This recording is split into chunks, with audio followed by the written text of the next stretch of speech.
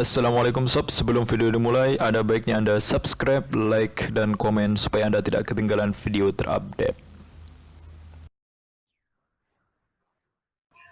Oke sob, kembali lagi di channel Lensa 19.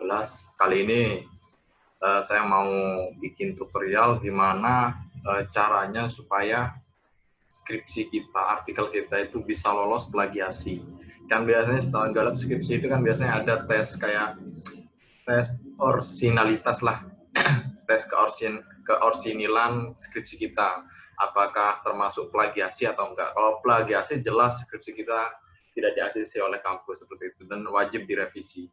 Nah, di video kali ini saya mau buat tentang cara itu, bagaimana supaya triknya bisa lolos plagiasi. Sebelumnya saya kemarin membuat video tentang gimana cara membuat daftar pustaka yang valid gitu antara kutipan dan daftar pustaka. Bisa dilihat di video yang ada di bawah seperti itu di channel Lensa 19. Oke, langsung aja ya. Yang pertama, pembuatan artikel ini sudah ada formatnya masing-masing, sudah ada template-nya. Buat teman-teman yang nggak tahu template-nya gimana, bisa download di link yang ada di deskripsi video ini, kayak gitu. Di link sudah saya sediakan buat download aturan-aturan step by step-nya cara nggarap ini artikel. Yang pertama judul. Judul ini di artikel skripsi itu tidak boleh lebih dari 15 kata. Bagaimana cara ngeceknya 15 kata? Ini tinggal di blok aja kayak gini. Nah, ini di blok. Nah, di pojok kiri bawah ini yang saya arahkan pakai kursor ini kan terdiri atas 14 kata. Jadi ini lolos. Sudah memenuhi standar 14 kata, tidak lebih dari 15 kata. Karena kalau judul lebih dari 15 kata itu harus diganti kayak gitu. Terus yang kedua adalah ada nama di sini dengan ukuran Times Roman 12. Setelah itu nama kampus Anda, setelah itu email Anda. Nah, setelah itu step-nya adalah di sini membuat abstrak. Abstrak ini dibuat menjorok kiri kanan sebesar 1,2 cm. Tapi ini sesuai kebijakan kampus masing-masing. Kalau di tempat saya 1,2 cm.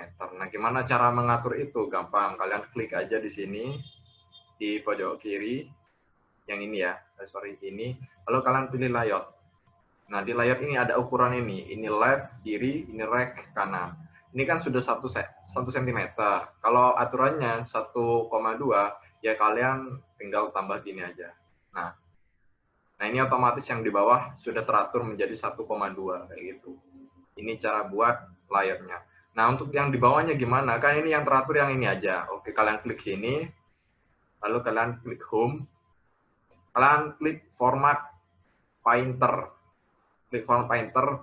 Lalu kalian klik yang tidak sama ukurannya dengan yang 1,2 cm. Misalkan di sini ada keyword. Keyword ini mau saya samakan, ya udah tinggal klik sini. Nah, jadi dia sama gitu. Ini sudah sama semua jadi. Nah, untuk yang di sini ini beda dengan dengan ukuran abstrak. Tapi ini sudah standar margin ya, tidak usah diubah-ubah yang ini. Tapi cukup yang ini aja, yang 1,2 kayak gitu. Yang abstrak aja. Abstrak ini kan ada dua, bahasa Inggris dan bahasa Indonesia. Dan jangan lupa kasih kata kunci ya. Kata kunci ini berfungsi buat teman-teman yang mau searching nanti artikel kita itu ada di sini. Kata kuncinya ada kecerdasan intelektual, kecerdasan emosional, kecerdasan spiritual, kinerja manajer, dan daya saing organisasi. Jadi ini akan muncul kata kunci ini ketika di searching seperti itu. Nah, berikutnya adalah pendahuluan. Pendahuluan ini biasanya diisi dengan seperti latar belakang, rumusan masalah, apa alasan kalian memilih judul itu, lalu diisi juga dengan penelitian terdahulu. Jadi kalian memilih judul itu, kira-kira bukti penelitian dahulu ada nggak gitu, kayak yang relevan, misalkan seperti ini. Bentar ya, saya kasih contoh sebentar.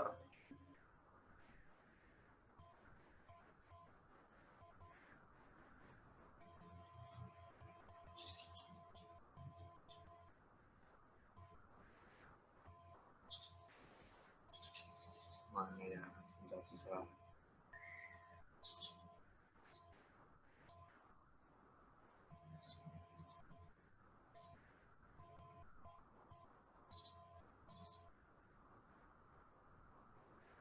Nah, ini kayak bukti penelitian. Jadi saya setelah membuat gagasan kenapa saya memilih judul itu, mengapa saya dari latar belakang itu, kejadian-kejadian itu, lalu saya mengutip sebuah penelitian yang pernah dilakukan oleh misalkan Elpitz PR Tarigan. Penelitiannya berjudul Analisis Pengaruh Kecerdasan Intelektual, Kecerdasan Emosional, dan Kecerdasan Spiritual terhadap kinerja manajemen pada hotel-hotel berbintang kayak gitu. Terus ada penelitian juga dari Rosa Rahmat, ada penelitian juga dari Ahmad Sani Supriyanto. Pokoknya penelitian terdahulu seperti itu. Nah, di sini kan kayak gini ya, ini yang paling urgen biar kalian lolos plagiasi. Misalkan kayak ada kutipan seperti ini. Saya kan mengutip tentang kinerja manajerial dari jurnal ini, Rudianto 2013, seperti itu. Nah, ini kan kutipannya sama dengan yang saya kutip di jurnalnya kayak gitu. Nah, biar kalian lolos plagiasi, di setiap kutipan itu kalian kasih tanda petik 2 seperti ini. Jadi, saya zoom. Nah, ini petik 2 ini, kasih petik 2 seperti ini. Biar ketika dicek plagiasi oleh sistem, dia tidak terlacak sebagai plagiasi seperti itu. Tapi sebagai murni dari karya ilmiah kalian seperti itu. Itu salah satu triknya biar lolos plagiasi. Oke, selanjutnya next. Lalu tinjauan pustaka. Tinjauan pustaka ini jelas tentang teori-teori yang kalian ambil. Misalkan saya mengambil tentang judul pengaruh kecerdasan intelektual. Nah, kecerdasan intelektual ini teorinya bagaimana, diambil dari mana saja. Nah, ini punya saya. Pokok tentang teori kecerdasan itu dan apa yang kita bahas, semua teori dibahas di ini, tinjauan pustaka ini. Yang simpel aja ya, nggak usah terlalu banyak karena maksimal dari artikel ini cuma 15 halaman. Jadi kalian harus benar-benar memanage, misalkan mau mengcopy dari skripsi kalian, itu taruh yang penting-penting aja, yang urgen-urgen aja kayak gitu. Jangan di-copy semuanya. Kalau di-copy semuanya 15 halaman lewat kayak gitu. Itu bisa direvisi punya kalian kayak gitu. Oke, next, langsung aja ke metode penelitian. Nah, metode penelitian ini berisi tentang jenis penelitian, itu yang pertama. Terus yang kedua, dia itu berisi tentang populasi dan sampel. Yang berikutnya variabel dan cara pengukuran kayak gitu. Jadi ini berisi itu. Ini juga diisi apa namanya? Yang penting-penting aja, nggak usah dikasih penjelasan kayak misalkan saya menggunakan dalam pengukuran ini analisis datanya menggunakan Smart PLS. Nah, nggak usah diterangkan Smart PLS itu apa, nggak usah. Cukup dengan saya menggunakan data Smart PLS seperti ini, terus menurut Jogianto kayak gitu, wis gitu aja. Nggak usah terlalu banyak trik, nanti lebih dari 15 halaman. Kemudian hasil dan pembahasan. Nah, ini dari hasil dan pembahasan ini kan ini sudah uji-uji ya yang diujikan. Nah, ini untuk uji-uji itu nggak usah dicantumkan semua. Kalau di Smart PLS itu biasanya kan ada validitas, ada reliabilitas, ada juga Cronbach's Alpha Reliability, terus ada juga AV ujinya, cara ujinya itu saya nggak cantumkan semua, tapi cukup perwakilan. Ini fungsinya untuk itu tadi, memanage halaman kita biar nggak lebih dari 15 halaman. Punya saya cuma menggunakan uji validitas, saya ambil perwakilan. Ini kalau di Smart PLS itu kan ada 2 uji, yaitu outer model tentang kevalidan modelnya, reliable apa enggak atau valid enggaknya model yang kita gunakan dalam apa namanya, kan ada ini, itu loh model konseptual. Nah, model skripsi kita itu di model konseptualnya itu reliable apa enggak, validitas sama enggak. Nah, itu. Yang kedua ada uji itu inner model. Inner model ini menguji tentang kekuatan model kita. Dia layak apa enggak untuk diujikan kayak gitu. Makanya di sini untuk outer model saya menggunakan validitas. Itu yang pertama untuk menguji kevalidannya. Yang kedua menggunakan reliabilitas untuk menguji reliable apa enggak ini antara apa variabel-variabelnya sudah cocok apa enggak kayak gitu. Terus yang berikutnya saya menggunakan untuk uji yang kedua, uji inner modelnya saya menggunakan uji R square inner model. Inner model ini fungsinya untuk mendeteksi apakah model yang kita gunakan itu kuat apa enggak atau layak apa enggak. Selanjutnya baru diuji dengan signifikan, yaitu memiliki pengaruh signifikan apa enggak kayak gitu. Nah, untuk pengaruh signifikan ini diambil dari path koefisien. Nah, ini saya kan buat tabel sendiri. Nah, ini salah satu trik biar kalian nggak kena plagiasi. Nah, tabel yang ada di Smart PLS itu jangan langsung di copy paste kayak gitu. Tapi kalian harus buat tabel sendiri. Dan itu dirangkum ya, nggak harus dicantumkan semua kayak gitu. Karena kalau dicantumkan semua, tabel kalian nggak cukup gitu loh. Jadi kalian pilih aja, misalkan untuk uji signifikan itu yang dibutuhkan adalah data original sampel, data statistik, dan p-value kayak gitu. Maka yang kalian ambil ya cuman ini kayak gitu. Kalian buat tabel sendiri, di pola gimana caranya biar data di tabel itu bisa mudah dibaca kayak gitu. Terus di tabel tersebut jangan lupa kasih judul ini. Judul hasil, misalkan sumbernya itu dari mana? Sumber dari hasil pengolahan data Smart PLS 3,2 2020 kayak gitu. Nah, setelah itu kita next aja langsung ke hasil analisis.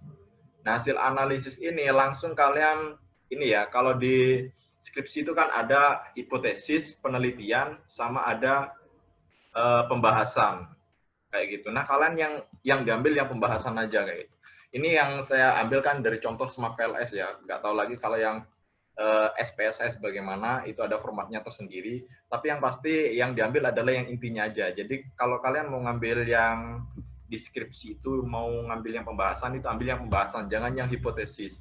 Karena kalau yang hipotesis itu cuma terjemahan hipotesis skripsi kayak uji apakah kecerdasan intelektual berpengaruh terhadap kinerja manajerial. Itu kan nanti di hipotesis skripsi diuji apakah benar-benar berpengaruh apa enggak kayak gitu. Nah, itu kan yang diambil kalau yang di hipotesis itu cuma data dari ini, data-data dari tabel-tabel pengolahan data. Nah, kalau yang di pembahasan itu enggak. Kalau yang di pembahasan itu adalah kalian membahas apakah dia berpengaruhnya itu seperti apa, signifikan apa enggak kayak gitu. Terus apakah ada penelitian terdahulu yang mendukung tentang konsep kalian kayak gitu. Nah, itu lebih ke sini. Nah, di jurnal itu di artikel skripsi itu yang dibutuhkan adalah yang ini. Alasan berpengaruhnya apa kayak gitu, pembahasannya seperti apa, terus apakah ada penelitian terdahulu yang mendukung tentang konsep yang kalian teliti itu seperti itu. Nah, misalkan tentang pengaruh kecerdasan intelektual terhadap kinerja manajerial. Penelitian ini menghasilkan bahwa kecerdasan intelektual berpengaruh secara signifikan terhadap kinerja manajerial. Kecerdasan ini juga memiliki nilai yang paling tinggi dibandingkan dengan kecerdasan lainnya. Jadi ini nilai di penelitian saya terdapat bahwa kecerdasan intelektual ini nilai yang paling tinggi di antara kecerdasan-kecerdasan lainnya. Lalu didukung juga dengan penelitian oleh Elpis Tarigan 2015 ini. Dan ini wajib ada ini. Karena kalau kalian meneliti sesuatu tanpa ada dasarnya, kayak kutipan atau dasar penelitian terdahulu, ibaratkan kalian mengerjakan sesuatu nggak punya dalil gitu loh. Jadi kalau nggak punya dalil, gimana kalian akan mempertahankan skripsi kalian di hadapan para dosen kayak gitu. Jadi kutipan itulah dalil paling penting yang harus ada dalam skripsi. Tanpa dalil nggak bisa kayak gitu. Jadi seperti itu ya teman-teman. Terus buat kesimpulan ini dibuat semini mungkin lah. Dari kesimpulan ini ya, kesimpulan yang di deskripsi dengan di artikel itu beda. Yang di artikel ya kalian simpulkan aja di artikel ini seperti apa, buat sesingkat mungkin. Lalu daftar pustaka. Nah, ini kemarin kan sudah dibuatkan daftar pustaka tentang cara membuat daftar pustaka dengan mudah kayak gitu, biar konkret dengan kutipan kayak gitu. Nah, ini daftar pustaka ini nggak semua dikopas dari skripsi kayak gitu teman-teman. Jadi kalian wajib gini, ini juga harus konkret ya di artikel ilmiah ini. Misalkan kalian mengambil kutipan dari siapa aja, itu harus dicatat kayak gitu. Oke, sebentar ya. Oke, misalkan kalian mengambil kutipan dari ini, mana tadi ya? Rudianto 2013. Nah, nama-nama ini wajib dicatat. Kalian mengambil kutipan dari siapa aja. Misalkan tadi dari Rudianto. Yang kedua dari ini Aida Istianingsih. Yang berikutnya adalah ini Tri Handini 2005. Itu wajib nama-nama yang kalian buat kutipan buat dijadikan sebagai dalil itu wajib dicatat. Nah, fungsinya nanti itu jadi bagian dari daftar pustaka. Jadi yang nggak ada di situ, yang nggak ada di karya ilmiah kalian, nggak usah dicatat. Karena itu nggak penting gitu loh. Nggak dinilai oleh itu scan-nya itu loh, scan plagiasinya, dan dari kampus juga tidak dinilai. Tapi yang wajib adalah yang dicantumkan di situ itu wajib ada kayak gitu. Dan jangan lupa di setiap kutipan, seperti saya bilang, kasih ini, tanda petik ya teman-teman. Itu penting banget, karena kalau kalian banyak membuat kutipan tapi nggak dikasih tanda petik 2 kayak gini, wah jelas kalian akan diklaim sebagai karya kalian plagiasi seperti itu. Nah, kalau plagiasi otomatis ditolak, nggak bisa dipakai kayak gitu. Terus dalam kutipan-kutipan itu teman-teman ya, kalau kalian mau membuat kutipan itu usahakan kalian mengambil tidak terlalu banyak ini kutipan dari kutipan lain. Misalkan kalian ngambil Rudianto, usahakan satu bab itu ngambil dari misalkan Rudianto ya, Rudianto aja kayak gitu. Tapi kan ada standarnya, misalkan di tempat saya itu mengambil 15 jurnal. Nah, dari 15 jurnal itu ya maksimalkan, tidak terlalu banyak mengambil kutipan. Karena semakin kalian banyak mengambil kutipan, itu kalian semakin sulit mencari daftar pustakanya seperti itu. Ya maksimal pakailah 15 lah kayak gitu. Kalau minimal standarnya kan di daftar pustaka itu harus ada 10 judul dari kutipan itu kayak gitu. 10 judul dalil hitungannya. Makanya kalian jangan terlalu banyak mengambil kutipan, tapi fokuskan ketika kalian membahas tentang kinerja manajerial, jurnal siapa yang paling konkret dengan kajian itu. Nah, itu ambil. Minimal 3 jurnal lah per variabel kayak gitu. Kalau per variabel 3 jurnal, misalkan variabel kalian ada 4, berarti kan sudah 12. Itu sudah memenuhi syarat 10 judul itu tadi, sudah melebihi kayak gitu. Oke, teman-teman, itu tutorial kali ini semoga bermanfaat. Jangan lupa like dan share ya. Dengan menge-share berarti kalian sudah mempermudah orang lain untuk mengerjakan artikel skripsinya, dan kalian tahu berbagi itu mudah dan gratis, dan kalian juga akan mendapatkan pahala dari kebaikan yang kalian share ke teman kalian tanpa mengurangi pahala teman kalian. Oke, terima kasih. Assalamualaikum warahmatullahi wabarakatuh.